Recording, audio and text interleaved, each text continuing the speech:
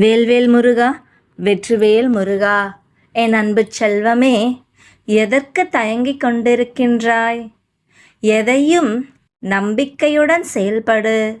ஏனென்றால் எப்போதும் நான் உன்னுடன் இருக்கின்றேன்.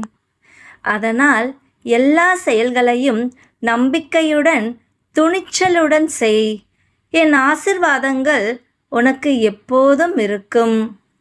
முருகா என்று அழைத்தாலே உனக்கு இருக்கின்ற வலிகள் எல்லாம் பறந்து போகின்றது அல்லவா? இது உண்மைதானே?